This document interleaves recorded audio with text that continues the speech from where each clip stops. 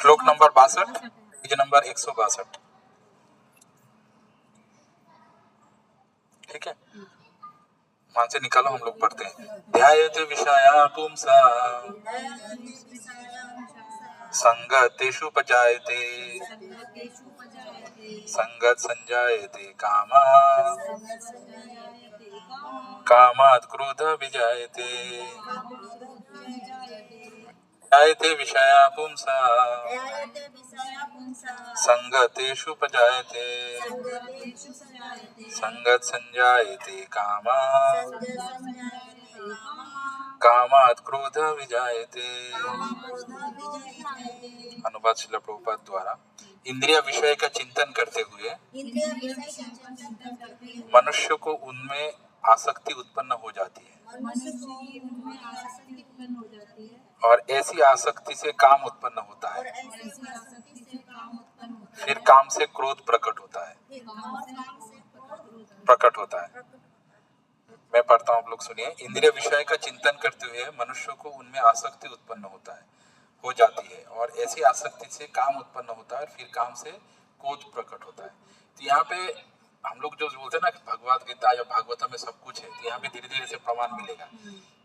ये बताता है एक व्यक्ति का, मतलब ये साइकोलॉजी का एक पार्ट है। साइकोलॉजी में अगर किसी ने पढ़ा है तो ये पता है कि एक व्यक्ति का पतन कैसे होता है, मतलब वो उसका सोच कैसे बिगड़ता है, गलत सोच कैसे आता है। तो ये साइंटिफिकली भगवान तरीका बता रहे कैसे स्टेप्स के थ्रू उसके पतन हो जाता है।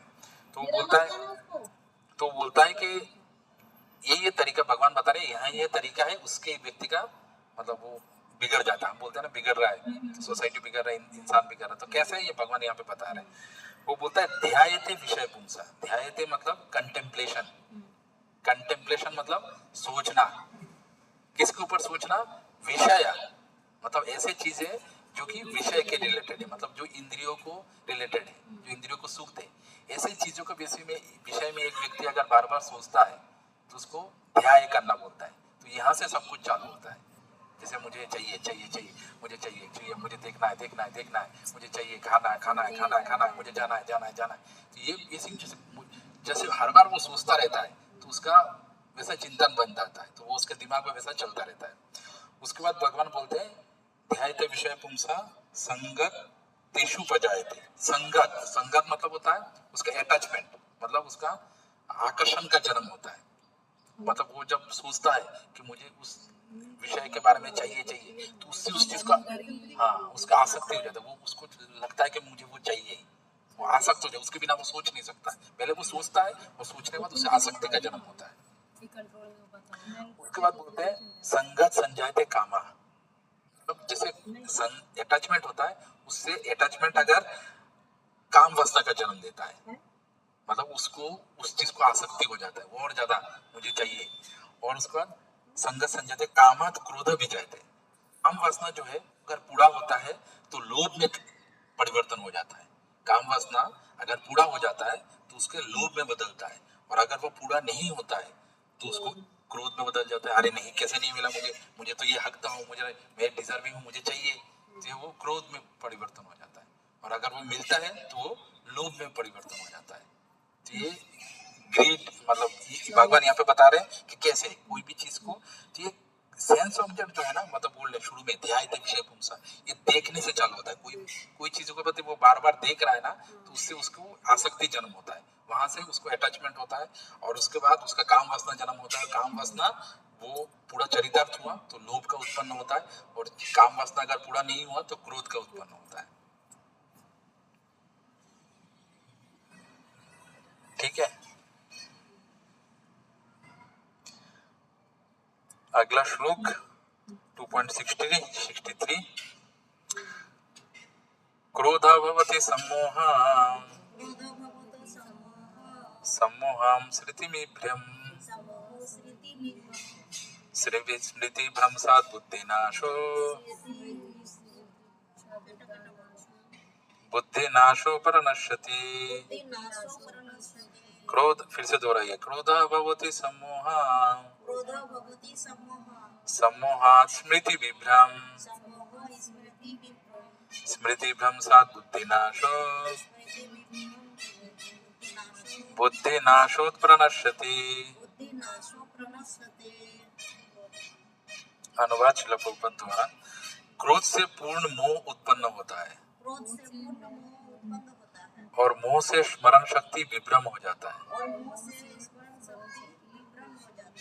जब स्मरण शक्ति भ्रमित हो जाता है तो बुद्धि नष्ट हो जाता है और बुद्धि नष्ट होने पर मनुष्य भवकूप में पुनः गिर जाता है। मैं फिर से दोहराता हूँ, क्रोध से पूर्ण मोह उत्पन्न होता है और मोह से स्मरण शक्ति का विभ्रम हो जाता है। जब स्मरण शक्ति भ्रमित हो जाता है तो बुद्धि नष्ट हो जाती है और बुद्धि नष्ट होने पर मनुष्य भवकूप में पुनः गिर जाता है। तो क्रोध से मोह उत्पन्न होता है, मतलब अगर उसका क्रोध कहां से उत्पन्न होता है? काम वासना जब पूरा नहीं होता है, तो जब उसका क्रोध से पूर्ण मोह उत्पन्न होता है, तो वो अगर क्रोध होता है ना, तो उससे वो क्यों नहीं मिला मुझे, तो उससे और ज्यादा उसको अटैचमेंट, मुझे और चाहिए, क्यों नहीं मिला मुझे चाहिए था, मुझे क्यों नहीं मिला, तो उसको मोह उत्पन्न हो जाता है। और वहां से बोल रहे भगवान, मोह से स्मरण शक्ति विभ्रम हो जाता है। स्मरण शक्ति मतलब वो क्या सही है क्या गलत, उसने क्या सीखा था, पुराने संस्कार जो उसको अच्छे संस्कार मिला था ना, सारे वो भूल जाता है और वो गलत काम करने लग जाता है। हम बोलते हैं ना, उसको अच्छे परिवार में जन्म हुआ फिर क्यों हुआ, ये चालू होता है वैसे।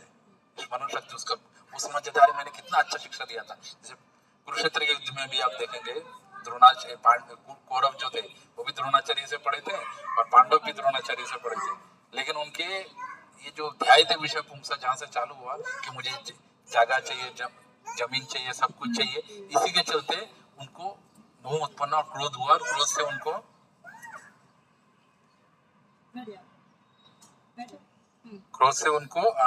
सब कुछ मेमोरी लॉस्ट हो गया। उसके बाद स्मरण शक्ति विभ्रम हो जाता है। जब स्मरण शक्ति भ्रमित हो जाता है तो बुद्धि नष्ट हो जाता है। जब स्मरण शक्ति नष्ट हो जाता है तो बुद्धि नष्ट हो जाता है। बुद्धि नष्ट मतलब वो बेटा, लेकिन उसको दे दीजिए उसको। हाँ, वो सही गलत का फैसला नहीं कर पाता है, क्या सही है क्या गलत है ये वो भूल जाता है, वो सही गलत का फैसला नहीं कर पाता है। और उसके बाद जब उसका बुद्धि नष्ट होता है तो वो बोलता है उसका फॉल डाउन, मतलब उसका पतन हो जाता है, वो भवकूप में पुनः गिर जाता है। तो कूप मतलब ऐसा जगह जहाँ, दे दीजिए उसको। भवकूप मतलब ऐसे जगह, जैसे हम बोलते हैं ना कुएं में गिर गया ना तो उसको उठाने के लिए रस्सी चाहिए, बहुत सारी चीजें, तो इंसान जब नीचे पतन हो जाता है तो उठाना मुश्किल होता है। तो ये आप देखिए कंटेम्पलेशन मतलब ध्यायते विषय पुंसा, यहाँ से चालू होता है और पतन तक जाता है। भगवान कितना साइंटिफिकली चीजों को एक्सप्लेन किए। तो जैसे जैसे नीचे जाता है ना, बैक करना, रिवर्ट करना या रिवाइंड करना उतना मुश्किल हो जाता है। किसी को अगर रिवाइंड करना है ना तो जितना ऊपर में रहेगा तभी रोल बैक कर सकता है। अगर वो नीचे चला गया, क्या हुआ मानसी, क्या वो अगर वो नीचे चला गया, तो वो और उसको ऊपर जाना मुश्किल हो जाता है।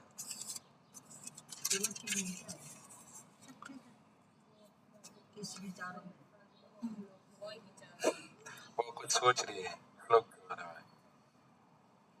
नेक्स्ट लोग वही बताएंगे। 2.63 एंड 64 बताओ मानसी।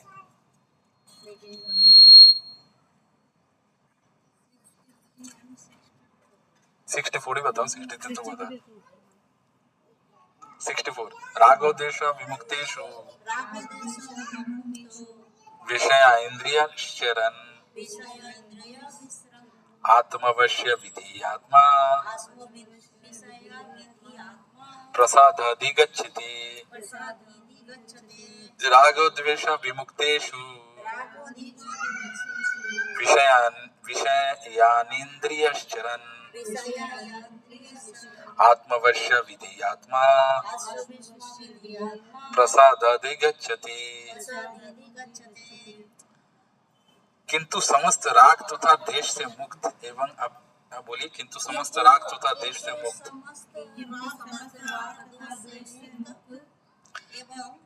एवं अपनी इंद्रियों को संयम द्वारा वश में करने पर समर्थ व्यक्ति भगवान की पूर्ण कृपा प्राप्त करता है। यहाँ पे बोला है कि ये जो ध्यायते विषय पुंसा तक पतन तक गया है, उसको कौन ओवरकम कर पाता है? बोलते हैं राग और द्वेष। राग मतलब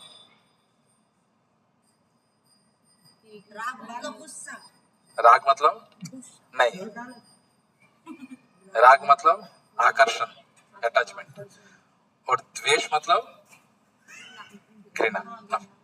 तो कोई भी राग, अटैचमेंट और द्वेष, इससे अगर कोई व्यक्ति मुक्त होता है ना, तो ये सब चीजों से ध्यायते विषय पुंसा से फॉल डाउन जो है, वहां से वो वापस जा पाता है।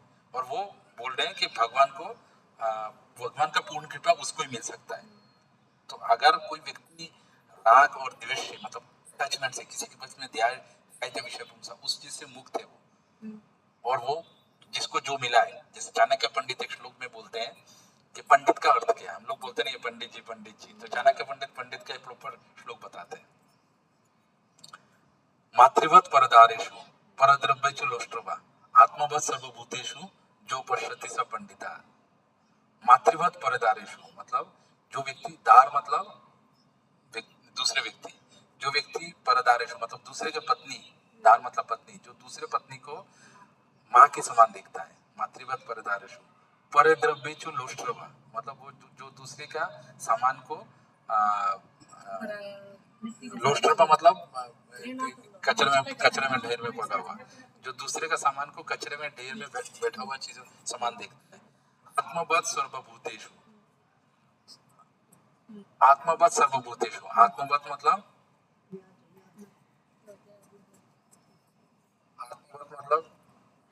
खुद के समान, सर्वभूतेषु मतलब सारे भूत को, मतलब सारे व्यक्ति को, जो सारे व्यक्ति को अपने समान देखता है। जो पश्यति स पंडिता मतलब जो ऐसे जो देखता है वही पंडित कहलाता है। ये पंडित का डेफिनेशन है। मातृवत परदार्शु जो दूसरे महिलाओं को अपने माँ का समान देखता है। आत्म परद्रव्येषु लोष्ट्रवा दूसरे समान को कचरा का समान देखता है। आत्मवत् सर्वभूतेषु जो दूसरे व्यक्तियों को खुद के समान देखता है। जो पश्यति स पंडिता है। तो एक व्यक्ति जो है, जो पंडित अगर वो कहलाता है, तो ये राग और द्वेष से वो मुक्त हो सकता है। तो राग और द्वेष से उसको मुक्त रहता है, और ऐसे व्यक्ति भगवत कृपा मिल सकता है।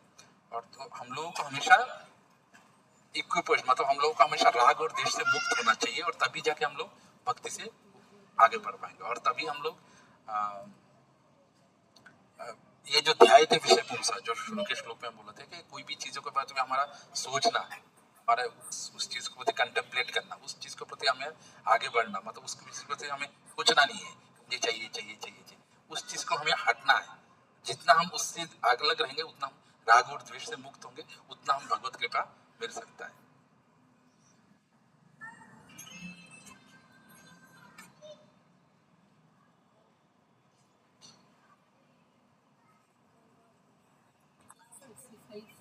पर-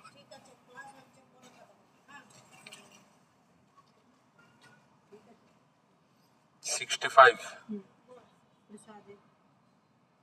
मानसी प्रसादे सर्वदुःखानां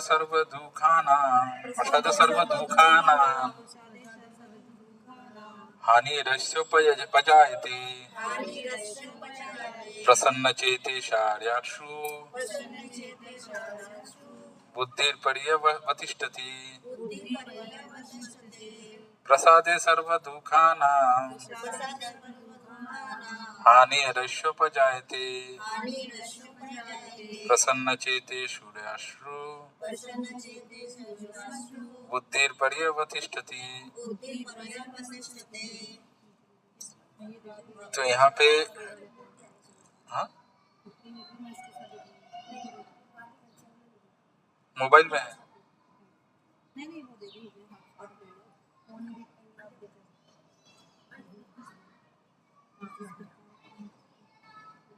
ओके, इस प्रकार कृष्ण भावनामृत में तुष्ट व्यक्ति के लिए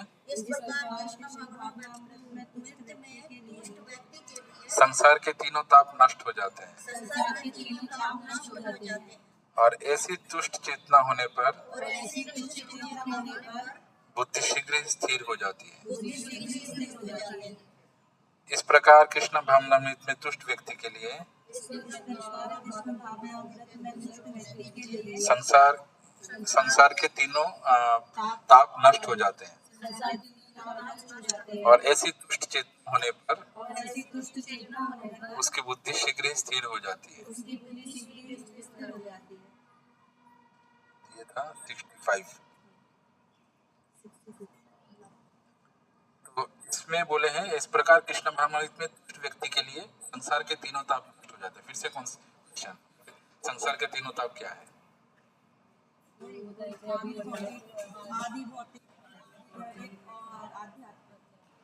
क्या होता है वो?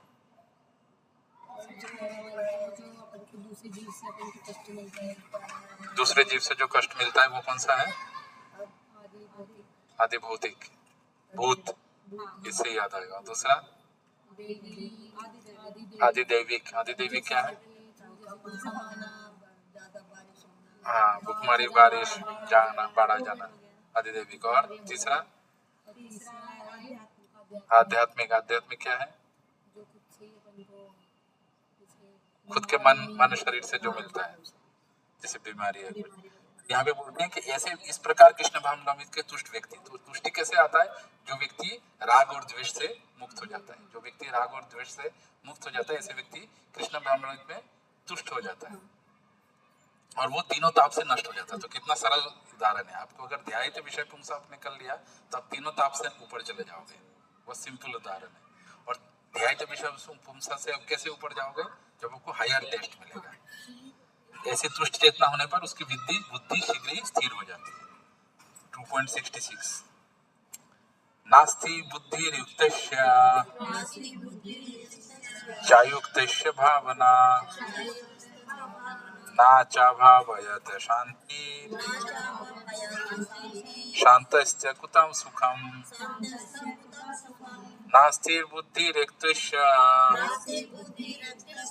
नाचायुक्तस्य भावना नाचा भावयते शांति शांतस्य कुतः सुखम। यहाँ पे बहुत अच्छा एक फॉर्मूला बता रहे हैं। कृष्ण भावनामृत में आप लोग कोई पढ़िए।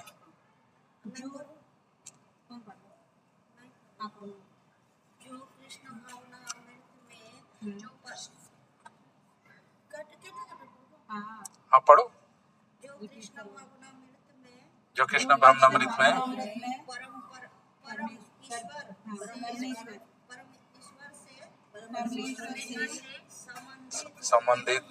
संबंधित नहीं होते हैं, नहीं है।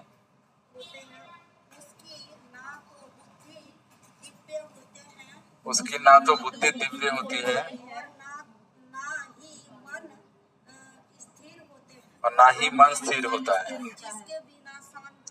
जिसके बिना शांति की कोई संभावना नहीं है। शांति के बिना शांति के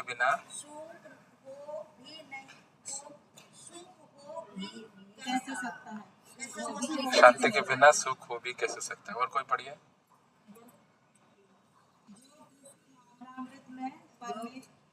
जो कृष्ण भावनामृत में पूरा पढ़िए, अनुवाद पढ़िए, पूरा अनुवाद पढ़िए। जो कृष्ण भावनामृत में परमेश्वर से संबंधित नहीं है, उसकी ना तो बुद्धि दिव्य होती है और ना ही मन स्थिर होता है।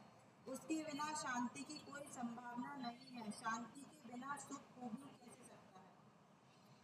तो यहाँ पे बता रहे, सब लोग बोलते हैं सुख, मेरे जीवन में सुख नहीं है, दुखी हूँ। तो यहाँ पे सुख बता रहे, सुख का फॉर्मूला क्या है। सब लोगों को चाहिए ना सुख, किसको नहीं चाहिए सुख? सबको चाहिए। तो यहाँ पे क्लियरली सुख का फॉर्मूला बता रहे हैं कि अगर कोई व्यक्ति को सुख चाहिए तो शांति चाहिए, शांति मिलना चाहिए उसको। अशांत व्यक्ति को कहाँ से सुख मिलेगा? तो शांति होता है। और वो बोलते हैं कि अगर शांति चाहिए, आप देख के बताइए मुझे, शांति चाहिए तो क्या होना चाहिए, देख के बताइए। फॉर्मूला आपके पास ही है। नहीं और कुछ नहीं, उसके पहले ध्यान से देखिए। ये एक साइंटिफिक स्टडी है, वैज्ञानिक अनुशीलन है। ये कोई धर्म ग्रंथ नहीं है, ये वैज्ञानिक भावधारा है। नहीं, सुख के लिए शांति चाहिए, शांति के लिए मन स्थिर होना चाहिए। लिखा हुआ है। मन स्थिर होता है जिसके बिना शांति का कोई संभावना नहीं है। तो मन सुख के लिए शांति चाहिए, शांति के लिए मन स्थिर होना चाहिए। मन स्थिर के लिए क्या होना चाहिए बताइए? देखिए, देख के बताइए।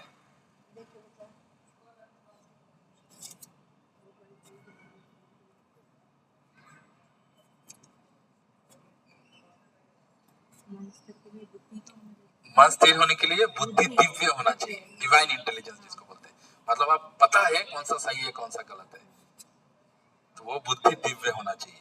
तो सुख के लिए शांति चाहिए, शांति के लिए मन स्थिर होना चाहिए, मन स्थिर करने के लिए बुद्धि दिव्य होना चाहिए, और बुद्धि दिव्य होने के लिए क्या लिखा हुआ है? देख के बताइए, मन से मत बताइए।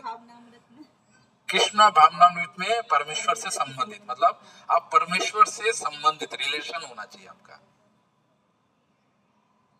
तो जो व्यक्ति परमेश्वर से रिलेशन है उसका बुद्धि दिव्य होता है, और बुद्धि दिव्य होता है तो मन स्थिर होता है, मन स्थिर होता है तो शांति मिलता है, और शांति होता है तो सुख मिलता है। तो कोई व्यक्ति परमेश्वर से संबंधित कैसे होता है? आप कोई आपके परिवार परिजन है, आप बोलते हो मैं उससे संबंधित हूँ, कैसे संबंधित होते हो? क्या सिर्फ खून के रिश्ते से? ऐसे भी लोग होंगे जो आपके खून के रिश्ता नहीं है लेकिन हम संबंधित हैं। कैसे संबंधित है? प्रेम भाव से। और मतलब प्रेम को अगर प्रैक्टिकली बताया जाए तो कैसे होता है? प्रेम कैसे दर्शाते हैं किसी व्यक्ति के साथ?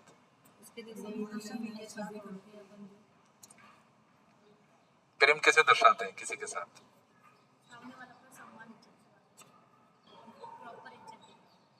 सिर्फ इज्जत से ही मिल जाता है प्रेम? अगर वो तो हो गया, आपको कुछ चाहिए, वो चाहिए तो मैं प्रेम करूंगा, तो ये बिजनेस हो गया कि तुम मुझे अगर सम्मान दोगे तभी मैं तुम्हें प्रेम करूंगा। प्रेम संबंधित नहीं होता है। प्रेम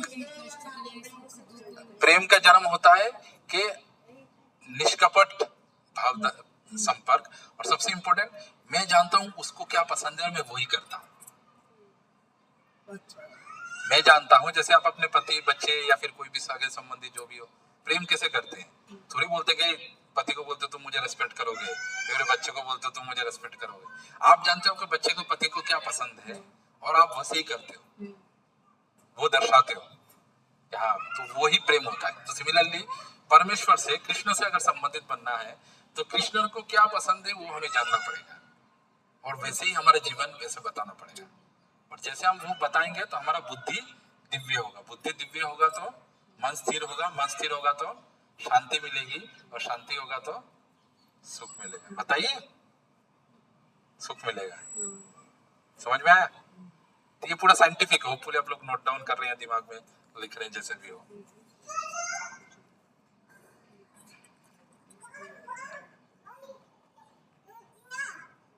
टू 2.67 कौन पढ़ेगा? मैं पढ़ूं? आप लोग बाद में, मैं पढ़ता हूँ, आप लोग बाद में पढ़ना। 2.67 इंद्रियाणाहि चरितां यन्मानोऽनुविद्यते तदस्य हरति प्रज्ञानां वायुर्नवमिवं वशी। इंद्रियाणाहि चरितां यन्मानोऽनुविद्यते तदस्य हरति प्रज्ञायां वायुर्नवमिवं वशी। जिस प्रकार पानी में तैरती नाव को प्रचंड वायु द्वारा दूर बहा ले जाती है, उसी प्रकार विचरणशील इंद्रियों में से कोई एक जिस पर मन निरंतर लगा रहता है मनुष्य के बुद्धि को हर लेता है। कोई एक पढ़िए, पूरा ही पढ़िए। जिस प्रकार पानी में तैरती नाव को प्रचंड वायु दूर बहा ले जाती है, उसी प्रकार विचरणशील इंद्रियों में से कोई एक जिस पर मन निरंतर लगा रहता है मनुष्य की बुद्धि को हर लेती है। और कोई पढ़िए।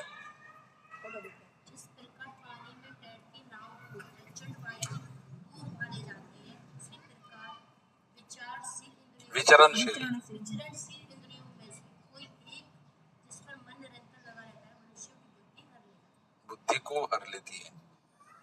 यहाँ पे उदाहरण दे, मैं पहले भी बताया था उदाहरण क्यों देते हैं, क्योंकि समझने की इजी के लिए, क्योंकि मैटर जो है वो थोड़ा डिफिकल्ट है, उसको समझने के लिए उदाहरण का जरूरत होता है, इसलिए भगवान उदाहरण दे रहे हैं। जिस प्रकार पानी में तैरती नाव को प्रचंड वायु दूर बहा ले जाता है, मतलब नदी में कोई नाव है, उसको अचानक हवा का झोंका आया और बहुत दूर हो रहा जाता है, उसी प्रकार विचरणशील इंद्रियों में से कोई एक ही इंद्रिय सफिशिएंट है जिस पर मन निरंतर लगा रहता है, मनुष्य को बुद्धि को हर लेता है। मतलब इतना पावरफुल है इंद्रिया। अगर कोई भी एक, कितनी इंद्रिया है? 10 बहुत ग्रॉस है, छोटे में अगर बात करें 5 पंच इंद्रिया, 5 ज्ञान इंद्रिया, 5 कर्म इंद्रिया, ऐसा करके 15 होते हैं। तो कोई भी आँख, कान, जिह्वा, त्वक, नासिका, देखना, सुनना, ये सब जो है, कोई भी इंद्रिया उसमें से एक भी अगर कंट्रोल में नहीं है, जिस पर मन कंट्रोल मतलब मन लगा रहता है, मन को बोलते हैं अरे मुझे देखना है, देखना है, देखना है, सुनना है, सुनना है, सुनना है, खाना है, खाना है, खाना है, छूना है, छूना है, छूना है, और कौन सा रह गया? सुनना है, सुनना है, सुनना है, सुनना है। अगर कोई भी एक मन में हमेशा रहता है, कोई भी, तो बुद्धि को हार लेता है। वो समझ नहीं पाता मैं ऐसा क्यों कर रहा हूँ, मैं इतने अच्छे परिवार में जन्म हुआ, मेरा ऐसा तरह ऐसा काम क्यों कर, सब लोग वही सोचेंगे, और बाद में वो ये जो दुनिया में इतने सारे जो गलत काम हो रहे हैं ना, इसीलिए कि वो व्यक्ति मन उसके इंद्रियों में या फिर पांचों के पांचों या फिर किसी एक में लगा दिया उसने। कोई भी एक को छूट नहीं देना चाहिए, हमेशा से सबको कंट्रोल में रखना चाहिए, मतलब लगाना चाहिए, मतलब आपको रोक नहीं सकते इनको। तो क्या करना चाहिए? एंगेज करना चाहिए, उनको लगाना चाहिए हायर टेस्ट में। जैसे हायर टेस्ट में लगाएंगे तो उनको दूसरा कुछ काम, जैसे ये बच्चे अभी अगर इनको खिलौना नहीं मिलता तो वो क्लास में आके ये करते, तो इनको एंगेज कराओ ताकि वो इसमें नहीं आए, तो उनको हायर मिल गया, उनके लिए वही हायर है, तो ये सब चीजें वो छोड़ दी। इंद्रिया में वैसे उनको ऐसा कुछ काम में लगाइए जबरदस्ती, तो कि आपको ये सब चीजें, मतलब दूसरी चीजों में, फालतू की चीजों में आपका मन नहीं लगेगा। लोग बोलते ना फालतू के बातें, फालतू, क्योंकि आपका खाली बैठे रहते हो, एंगेज नहीं करते। जब तक आप एंगेज नहीं करोगे तब तक आपका ऐसे ही चलता रहेगा। तो एक उदाहरण मैं देता हूं, जैसे इंद्रियों कितना प्रबल है, बाकी सब आप उदाहरण दीजिए। एक उदाहरण देता हूं जीवा का। जीवा का उदाहरण कोई बता सकता है? मतलब नहीं, और कोई अपने आसपास में जीवा कैसे एक चीज को किसी को शुगर हो जाता है ऐसे, लेकिन वो बीमारी को भी नीचे से नहीं छूटा जा सकता है। हाँ ये सही है। मैं एक मतलब एक्चुअली मैं उदाहरण देता हूँ, तो फिर हो सकता है आप दूसरे उदाहरण देंगे। मछली को जब आप हुक में करते ना, क्या बोलते हैं उसको, जो पानी में लगाते हैं, वो डालते हैं कांटा लगाते हैं, तो किस लिए आता है? टेस्ट के लिए, जीवा के लिए। वो आके उसको पकड़ता है, ले जाता है। अभी आगे का उदाहरण आप बताइए। आंखों का भी यही, अपनी भी, जैसे अपन रास्ते में चल नहीं, इंसान का नहीं, मैं जैसे जानवर मैंने कोई भी एक जीव का बताया, वैसे आप बताइए। इंसान का तो पांचों ही अनकंट्रोलेबल है, और कुछ बताइए। मुंह से अच्छा खाना चाहिए, कान से अच्छा सुनना चाहिए। ये नहीं, जीव का बात कर रहा हूँ, अपने मन से मत बोलो। जो भी जीव के टेस्ट में फंसेगा वो नहीं, जैसे बताइए कृतिका। उसके साथ हाँ? शेर वगैरह जो जंगल का राजा, वो भी यही टेस्ट। नहीं, मतलब हो सकता है, लेकिन शेर भी कभी कभी कंट्रोल कर लेता है, लेकिन वो मरता नहीं है, वो मरता थोड़ी है शेर जीवा के लिए। वो तो नहीं, वो नहीं है। चलिए मैं एक उदाहरण और देता हूँ, सोचिए। उदाहरण ये है कि जोनाके के हिंदी देखिए, बोले जोनाके, बहुत सारे टाइप के छोटे छोटे कीड़ा रहेंगे, जो आप कोई जुगनू या फिर कोई भी छोटे छोटे कीड़ा देखेंगे, जो आप मोमबत्ती जलाते हैं उसमें आके कैसे आते हैं, उनके आंखें अट्रैक्ट करते हैं उसके चलते वो उसमें आके जाते हैं। चलिए उदाहरण और एक बताइए। ये पांचों का उदाहरण, मैंने 2 उदाहरण दे दिया, ये जीवा का, एक आग का, बाकी बताइए। कान का, इसका कौन सा जीव का, कौन सा जीव का, कौन सा इंद्रिय का उदाहरण है? जीव का मैंने दे दिया, जीव का दे दिया, आंखों का दे दिया, बाकी तीन के में से कोई आप बताइए। हिरन हिरन अपना सुगंध के लिए वो नॉर्मल यूज करते हैं। क्या सुगंध? कस्तूरी के लिए वो भी तो नाम नहीं,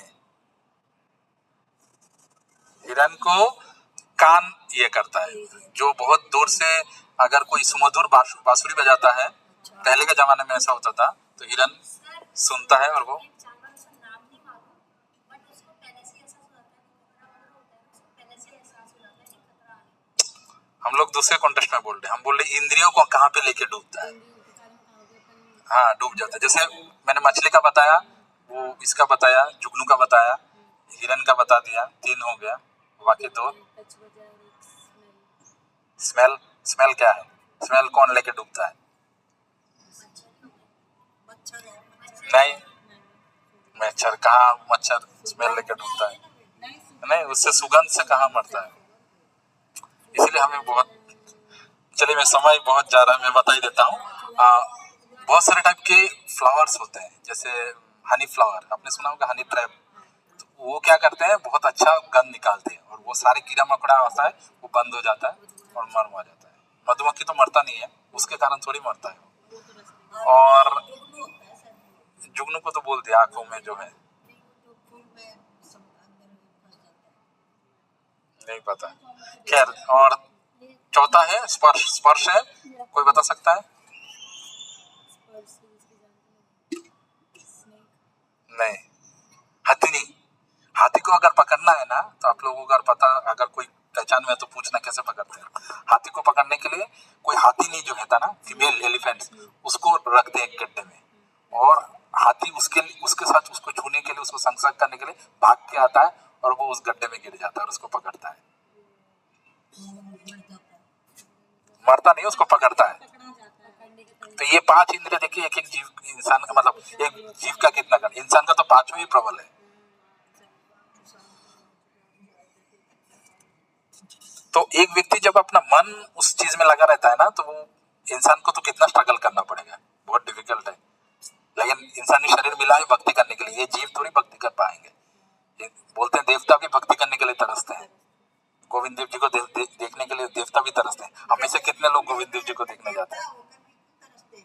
हाँ हाँ, क्योंकि उनको भक्ति करने का मौका नहीं मिलता। मतलब क्यों? क्योंकि देवलोक जो है वहां पे सुविधा भोग करने के लिए बनाया गया। जैसे मान लो आप अमेरिका में अगर आप जाते हो, अमेरिका में कोई ऐसा शहर जैसे लास वेगास, किसी कोई गया है अमेरिका? नहीं। तो लास वेगास जो है ऐसी जगह है जहाँ पे जुआ खेला जाता है, और बहुत मतलब बड़े लेवल पे जुआ खेलते हैं, बहुत अश्लीलता होता है वहां पे, और लोग वहीं पे पैसा लुटाने जाते हैं। और वो वहां से जाते हैं, और वो बोला जाता है कैसीनो कैपिटल, मतलब जुआ का कैपिटल है पूरा दुनिया का। और वहां पे पूरा पैसा, वो जानते हैं कि वहां पे जाऊंगा तो पैसा मेरा लूट जाएगा, फिर भी वो वहां पे जाते हैं। तो देवता भी वैसे ही है, वहां पे दिया गया सब कुछ, मतलब ये जो 5 इंद्रिय है ना, उसको पूरा भोगने का सब कुछ दिया गया है, इसलिए वहां से कोई निकलना नहीं चाहता है। और वहां पे भक्ति भी नहीं होता है। भक्ति वहीं पे होता है जिसको कोई समस्या होती है, कोई समस्या होता है वही भक्ति कर पाता है। जो व्यक्ति बिना समस्या का भक्ति करता है ना, वो नंबर 1 टाइप ऑफ डिवोटी है। भक्ति जो है ना, 4 टाइप के लोग भगवान बोलते हैं मेरे पास आते हैं। चतुर्विधा भजन्ते माम ज्ञान सुकृत अर्जुना आर्थ जिज्ञासी अर्थार्थी ज्ञानी च वर्तवर्षिमा। मतलब जो व्यक्ति कोई समस्या में है वो मेरे पास आता है। जो व्यक्ति हाँ, जो व्यक्ति कोई जानना चाहता है भगवान कौन है, मैं कौन हूँ, मेरा काम क्या है, वो आता है। अर्थार्थी जो कुछ मांगता है, जैसे मुझे धन दौलत चाहिए, पति पत्नी चाहिए, वो आता है। और चौथा है जो बिना कुछ प्ररोचना का आता है, प्रेम, जैसे माँ बेटे का प्रेम है, या कोई सोल्जर को देश के प्रति प्रेम, तो निस्वार्थ हो गए।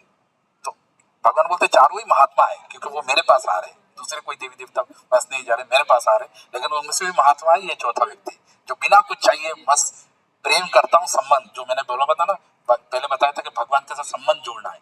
जब वो संबंध जोड़ने आता है, कि जानता है कि तुम ही पूर्ण पुरुषोत्तम भगवान हो, मैं तुम्हारा ही अंश हूँ, मैं तुम्हें भूल गया हूँ, इसलिए मैं यहाँ पे अलग अलग दर बदर में भटक रहा हूँ, और मुझे इससे निकालना है, मैं तुम्हारा सेवा करूंगा।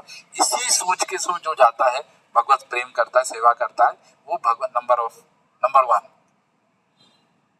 खैर हम लोग 2.68 और 4 श्लोक होंगे तो दूसरे अध्याय समाप्त। हो थोड़ा आप लोग अगर पंग देंगे तो कंटिन्यू करूंगा, है ना। 2.6 तस्मादस्य महाबाहो निगृहीतानि सर्वशे इंद्रियाणि इंद्रियार्था भतस्य प्रज्ञा प्रतिष्ठिता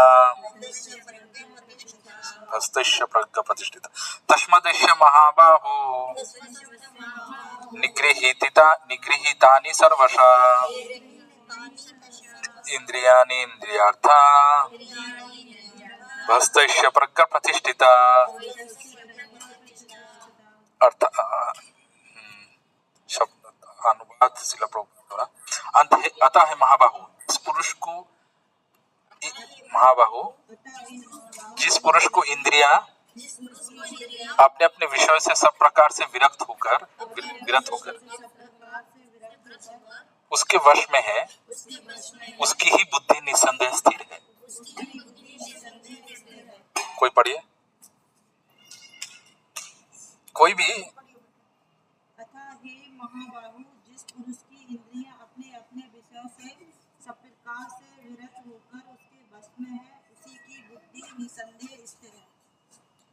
और कोई पढ़ना चाहेगा?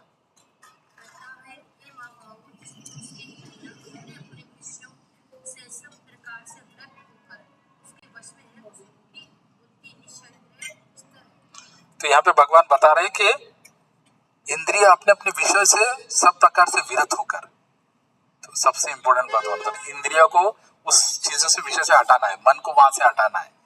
और मन को कैसे हटाओगे? मतलब कैसे बोलो, हायर टेस्ट, हाँ हायर टेस्ट में लगाओगे तब वहां से हटेगा। तो अगर कोई व्यक्ति बोलता है कि मैं इंद्रियों और इंद्रिय के रिलेटेड विषय में लगा रहूंगा और फिर भी मैं भक्ति करूंगा, ये संभव है क्या? ये मूर्खता है, ये संभव ही नहीं है। भक्ति और इंद्रिय तृप्ति ये दोनों कभी एक साथ नहीं चलते, रेल के 2 पटरियां कभी एक साथ नहीं मिलेंगे। तो आपको अगर भक्ति करना है, भगवान के संतुष्ट होना, जैसे मैंने पहले भी भगवान ने फॉर्मूला बताया था, सुखी होने का ये शांति, सुख होने का क्या है फॉर्मूला। तो कृष्ण भावनामृत में परमेश्वर से संबंध बनाना है। तो उससे अगर संबंध बनाना है तो आपको इंद्रियों और इंद्रिय के रिलेटेड जो चीजें उनसे आपको अलग होना पड़ेगा। और अलग कैसे हो गए? जब अपनी इंद्रियों को ईश्वर की सेवा में लगा दोगे तभी जाके आप इससे हो गया।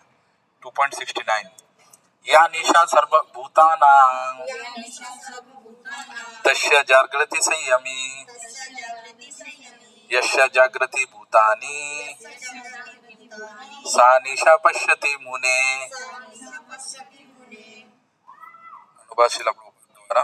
जो सब जीवों के लिए रात्रि है वो आत्म संयमी के लिए जागने का समय है, और जो समस्त जीवों के जागने का समय है वो आत्मनिरीक्षक मुनि के लिए रात्रि है। कोई पढ़िए। जो सब जीवों के लिए रात्रि है, पढ़िए पूरा पढ़ो। जो सब जीवों के लिए रात्रि है वह आत्मा संयमी के जागने के समय है, और जो समस्त जीवों के लिए जागने के समय है वह आत्मा संरक्षक मुनि के लिए रात्रि है।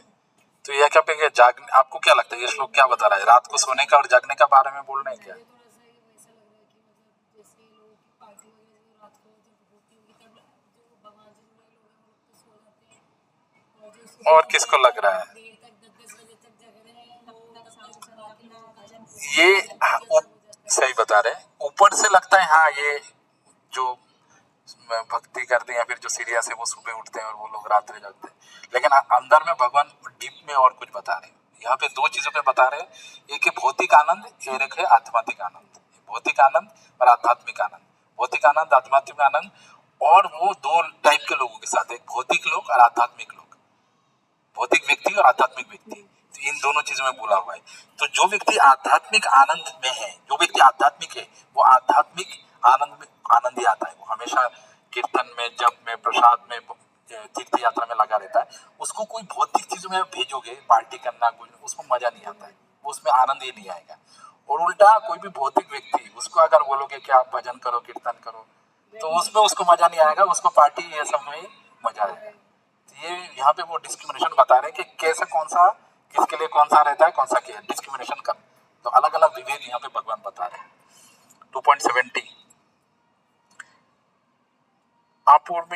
अपूर्यमाना मचल प्रतिष्ठन समुद्रमाप प्रविशन्ति यद्वत तद्वत कामां य प्रविशन्ति सर्वा स शांतिमाप्नोति न कामकामी। अनुवाद श्रील प्रभुपाद द्वारा, जो पुरुष समुद्र में निरंतर प्रवेश करती रहने वाली नदियों के समान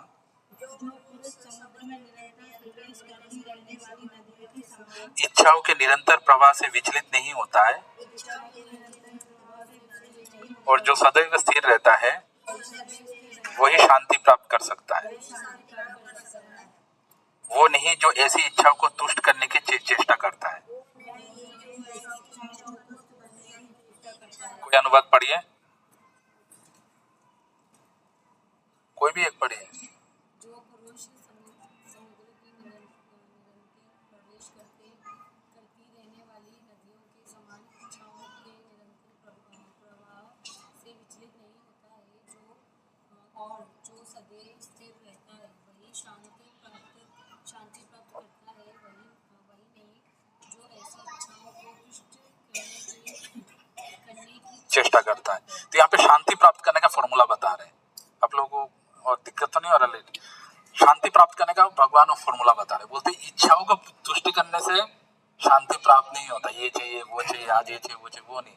ऐसे आपको समुद्र के समान बनना है। मतलब हम लोग क्या है, एक छोटा सा नदियों समान बन जाते हैं, तो कुछ भी आता है ना तो हम विचलित हो जाते हैं। हमें बनना है समुद्र के समान, चाहे कितना भी आए हम लोग, हाँ, तो वैसा हमें बनना है। तो कुछ भी, मतलब एक व्यक्ति जो हमेशा भगवत चेतना में रहता है तो उसमें कितना भी इंद्रिय उसको भी आता होगा, मतलब मैं ऐसा बोल नहीं सकता, लेकिन हो सकता है ऐसे कोई व्यक्ति है उसमें भी इंद्रिय तृप्ति का कभी मन में ऐसा होता होगा, लेकिन वो विचलित नहीं होता है। वो सोचता है क्या है, मेरा मन सोच रहा है, मैं थोड़ी हूँ, मैं मन नहीं हूँ, ऐसा वो सोचता है। मैं क्रोध आ रहा है, मतलब मुझे घृणा आ रहा है, तो वो सोच रहा है मुझे न थोड़ी है, मुझे उसको देखने का इच्छा है, मुझे कुछ खाने का इच्छा है, मेरा मन कर रहा है, मैं थोड़ी हूँ, मैं तो मन बुद्धि अहंकार से अलग हूँ, मैं जीवा से अलग हूँ। तो ये सब चीजें वो सोचता नहीं है। ऐसे तो विशाल शांत समुद्र जैसा रहता है, कितना भी इच्छाएं आए जाए कोई उसको फर्क नहीं पड़ता है। तो वो बोलता है कि आपको अगर कोई व्यक्ति बोलता है कि आग में अगर घी डालो, तो ऐसा नहीं कि आग बोलेगा बस मुझे हो गया, नहीं चाहिए, जितना डालोगे वो और डालते जाएगा। तो मेरे लिए अगर इंद्रिय तृप्ति की इच्छा आप डालते रहोगे उसका कोई समाप्ति नहीं है, और मांगेगा। तो इच्छा है और उसको इच्छा पूर्ति, उसका कोई सीमा परिसीमा नहीं है। जो व्यक्ति हमेशा इच्छा पूर्ति करने का सोचता है वो हमेशा शांत रहता है। जैसे हमारा कुछ अगर ये हो जाता, हम खुद से कुछ ये नहीं होता, खून निकल जाए फिर भी हम करेंगे, वो होता है। जो व्यक्ति भक्ति में रहता है उसको हमेशा वो सेटिस्फाइड रहता है, उसको किसी चीज का नहीं रहता है। 2.71 विहाय कामाना सर्वान् पुमश्चरति निष्पृहा निर्मोहो निरहंकारो न शांतिशा मदिगच्छति। जिस व्यक्ति ने इंद्रिय तृप्ति की समस्त इच्छाओं का परित्याग कर दिया है, हरे कृष्ण, और जो इच्छाओं से रहित होता है और जिसने सारी ममता त्याग दी है तथा अहंकार से रहित है, वही वास्तविक को शांति प्राप्त कर सकता है। कोई एक पढ़िए, लेट हो गए। जिस व्यक्ति ने इंद्रिय तृप्ति की समस्त इच्छाओं का परित्याग कर दिया है, जो इच्छाओं से रहित रहता है और जिसने सारी ममता त्याग दी है तथा अहंकार से रहित है, वही वास्तविक शांति को प्राप्त कर सकता है। तो यहाँ पे क्या बता रहे, जिस व्यक्ति ने इंद्रिय तृप्ति की समस्त इच्छाओं का परित्याग कर दिया और जिस इच्छाओं से रहित है, मतलब जितना भी डिजायर उसने समझ लिया कि मैं जितना भी खुजाऊं कोई नहीं मिलेगा, वो परित्याग ही कर दिया, वो कोई मतलब ही नहीं है, तो वो इच्छाओं से रहित है, वो इच्छाओं से रहित है और सारी ममता को त्याग कर दिया, अहंकार से रहित है, राग और द्वेष ये सब से रहित है, वो वास्तविक की शांति प्राप्त कर सकते हैं। ये शांति के डेफिनेशन है।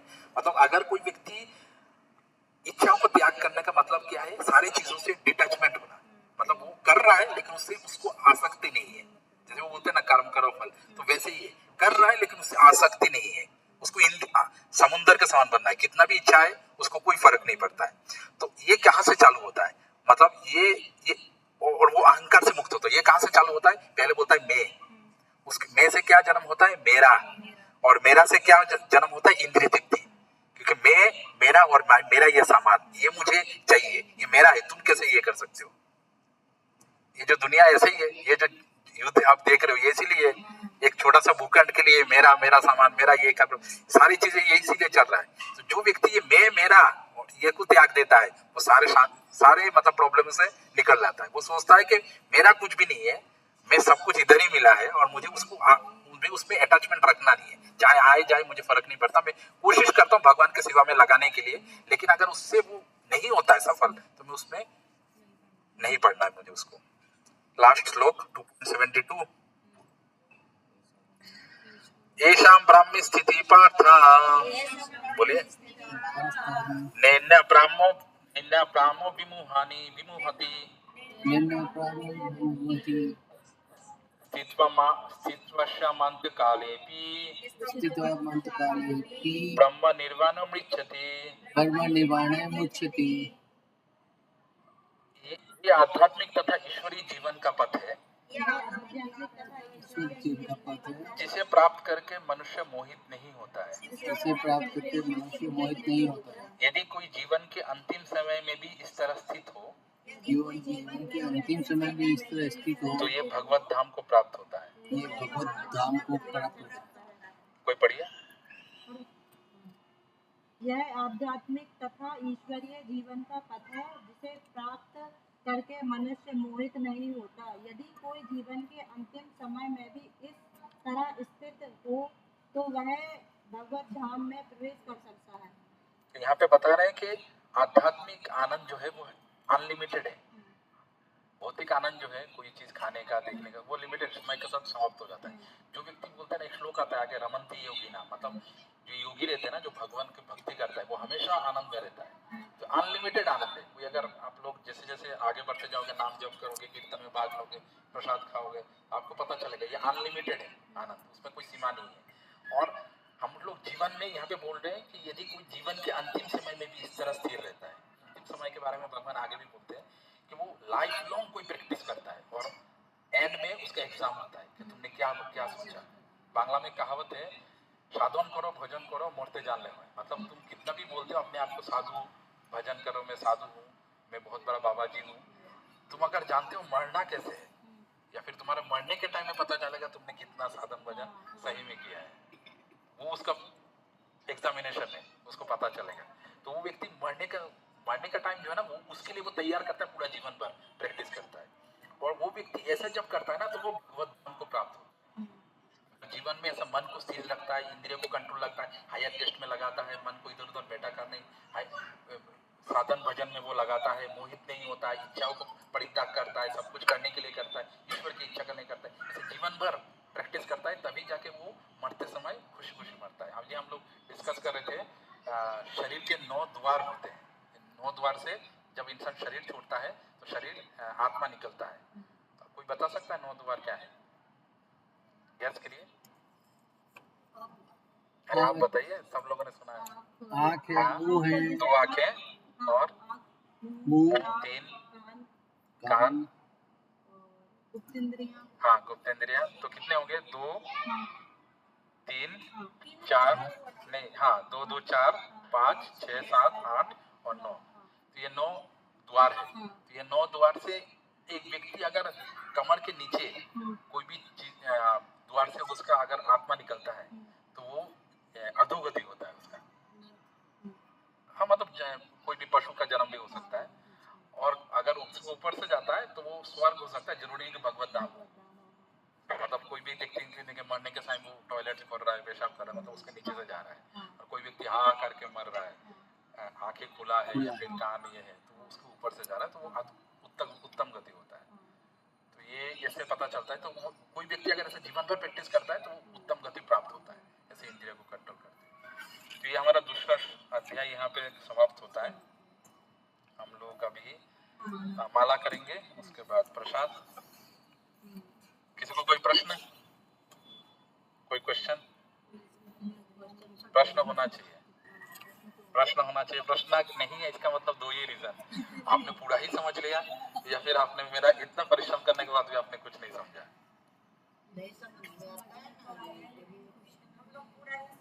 क्वेश्चन आप या फिर दिमाग में रखिए, अगर बहुत इंटेलिजेंट है, और अगर सुपर इंटेलिजेंट नहीं है तो मैं आग्रह करूंगा आपसे, रिक्वेस्ट करूंगा कि एक नोटबुक लेके आइए, जो भी प्रश्न है या फिर इंपॉर्टेंट पॉइंट्स है, क्योंकि आगे चल के ऐसे श्लोक आएंगे। जैसे अभी ये सांख्य योग हो गया, उसके आगे कर्म योग होगा, निष्काम कर्म योग होगा। वहां पे बोलेंगे कि दैनंदिन जीवन में हम कैसे इस चीज को उतार सकते हैं। तो यहाँ पे बहुत प्रैक्टिकल टिप्स भगवान देते हैं। इसलिए ये दुनिया भर के बड़े बड़े यूनिवर्सिटीज में भी इसका डेली स्टडी होता है। ये कोई रिलीजियस बुक नहीं है। जैसे आज शांति के बारे में बताया, पूरा दुनिया शांति के पीछे पड़ रहा है, लेकिन कितना सुंदर उदाहरण दिया है। चलिए, हरे कृष्णा कृष्णा कृष्णा हरे हरे।